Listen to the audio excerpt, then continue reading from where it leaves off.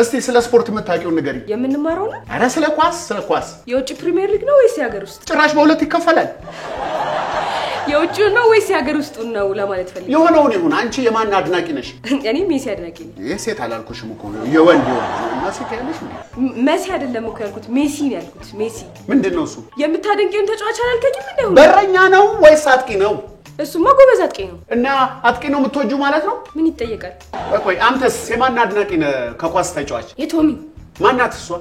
አረ ወንድ ነው እኮ ምንድነው እኛ ትምህርት ቤት ኳስ ይዞ የሚመጣልሽ አይደለም መደቡ ምንድነው ቆይ በቃ በረኛ አይደነቅም ማለት ነው ብዙ ጊዜ ጅሎች ናቸው በረኛ መሆን የሚፈልጉት እንዴ አረ እናቴ ትሙት አይደለም እንዴ እኔ እኮ በረኛ መሆን ነው ፈልገው እኔ በረኛ እንደሆን ለምን ተፈለገ ለምን ጅል እንዳልሆን ፀሐይ የሞቀው አገር ያወቀው ጉዳይ ነው መሰሪ ነህ ለማለት ተፈልጎ ነው የሆነ አሻጥር ነገር አይሸትህም እኔ ይሸተኛል ምክንያቱም ጅል አይደለሁም መሰሪ ነኝ እንዴ ለበረኝነት ዋናው ነገር ዋናው ችሎታ መንሳፈፍ ነው ከዛ ኳሷን ወይኔ